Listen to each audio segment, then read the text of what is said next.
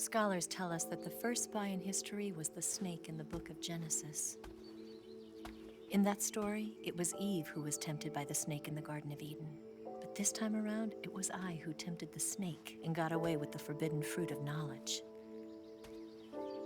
Forgive me, snake.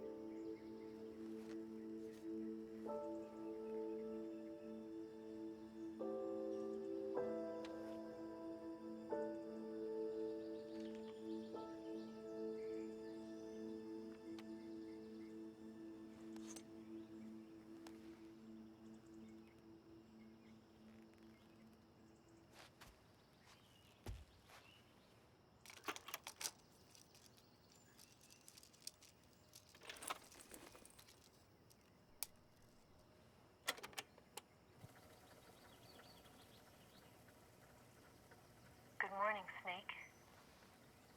I hope you slept well. First of all, I have to apologize. I wasn't sent by Khrushchev.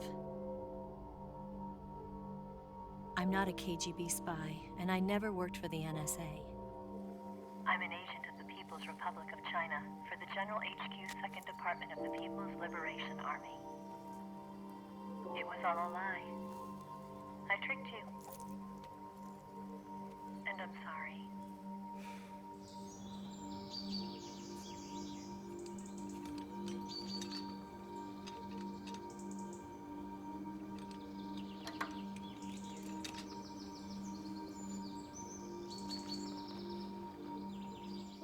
The philosophers still exist in China, too.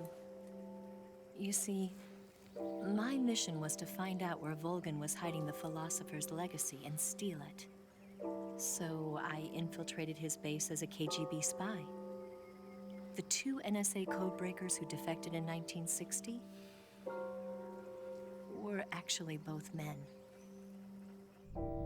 The real Adam never showed up at the meeting place, saving me the trouble of having to eliminate him. I sneaked in by pretending I was Eva. And you and Sokolov and Volgin, you all believed me.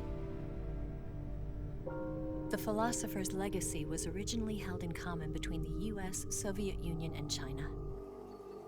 We couldn't let the Russians and the Americans take it all for themselves. The Chinese government had its eye on the legacy too. I got the film containing the legacy, and also the nuclear missile launch data from the Shagohod. 5 years ago, the Soviet Union stopped supplying us with nuclear weapons technology. Since then, China's Liaodong easing, hydrogen bomb, and space rocket projects have fallen behind. But with this data, our country will be able to develop its own nukes. We'll create a deterrent force to rival those of the US and Soviet Union. Everything has gone according to plan, thanks to your help. I too am one of the philosophers. I'm an agent of the philosophers, a graduate of one of their charm schools. I was raised in a joint US-Soviet-Chinese facility to become a sleeper agent. This was before the war. Back then, they were collecting children from all over the world. As a result, I'm indistinguishable from a native-born American. So it didn't surprise me when you and Volgin couldn't tell the difference. But she knew right from the beginning. She knew because before the war, she was at one of the philosopher's schools too, as an instructor.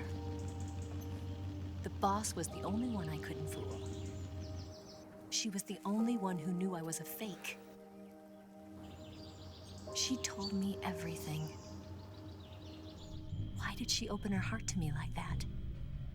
At the time, I couldn't understand it. But now, I think I do. Snake. She wanted you to know the truth. She chose me to tell you. That's why she saved my life. I've lied to you so many times, but not this time. My orders from the government were to obtain the legacy and to eliminate everyone who knew the truth about what happened. In other words, I'm supposed to kill you.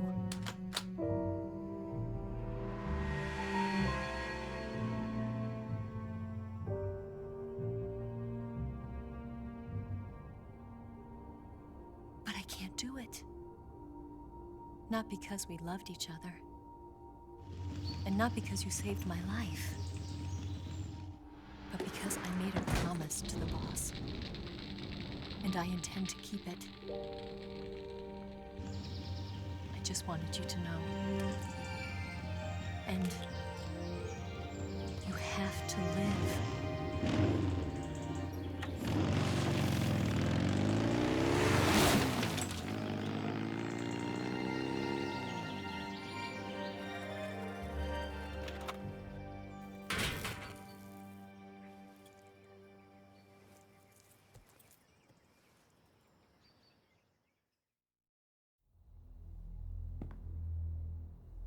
Snake, listen to me. She didn't betray the United States. No. Far from it. She was a hero who died for her country. She carried out her mission knowing full well what was going to happen. Self-sacrifice. Because that was her duty.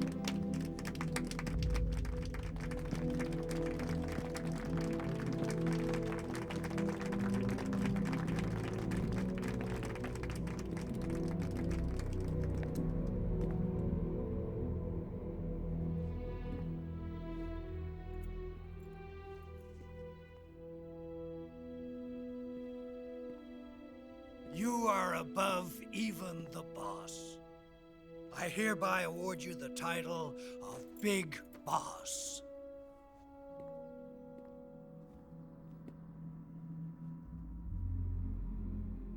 You are a true patriot.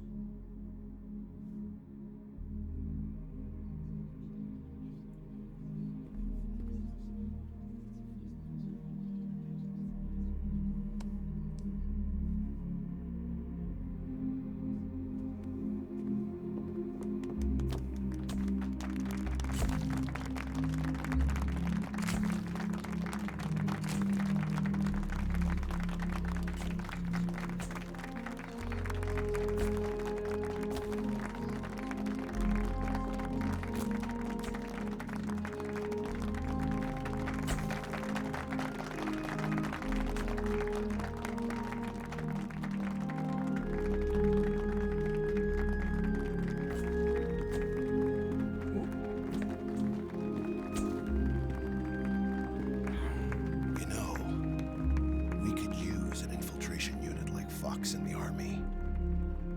Someone like him to handle our top secret sneaking missions for us. A man who combines the qualities of a soldier and an agent. The boss's defection was a ruse set up by the US government. It was all a big drama staged by Washington so they could get their hands on the philosopher's legacy. And the boss was the star of the show. They planned it so that they could get the legacy that Colonel Volgin inherited and destroy the Shagohod at the same time. Only a legendary hero like the boss could have earned Volgin's trust. Finding out where the philosopher's legacy was hidden was to be her greatest mission. Everything was going according to plan. But then something happened that no one could have predicted. Colonel Volgin fired an American-made nuclear warhead at Sokolov's research facility. Khrushchev demanded that the US government provide proof that it wasn't involved. They couldn't just abort the operation to steal the legacy. So the operation itself was greatly expanded and revised. The authorities in Washington knew that in order to prove its innocence, they'd have to get rid of the boss. And that one of their own would have to do the job. The public couldn't be allowed to find out about it. Not ever. This, they concluded, would be the best way to keep the whole thing under wraps. The boss wouldn't be allowed to come back home alive. And she wouldn't be allowed to kill herself. Her life would be ended by her most beloved disciple. That was the way the government wanted it. That was the mission she was given. And she had no choice but to carry it out. Her death in your hands was a duty she had to fulfill. Out of duty, she turned her back on her own comrades. A lesser woman would have been crushed by such a burden.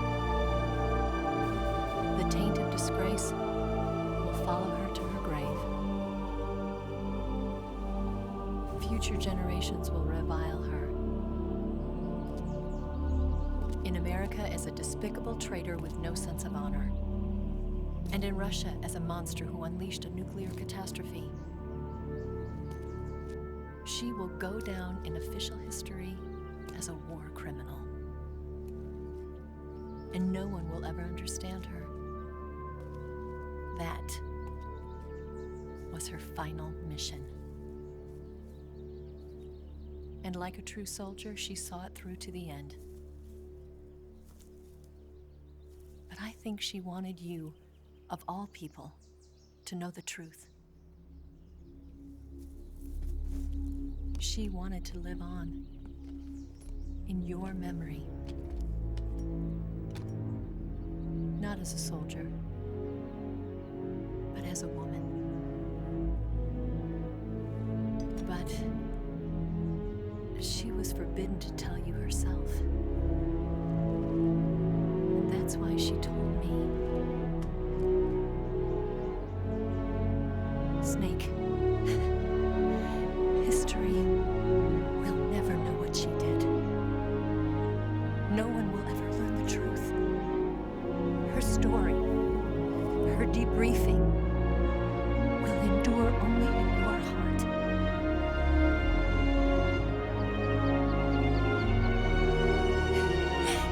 Everything she did for her country. She sacrificed her life and her honor for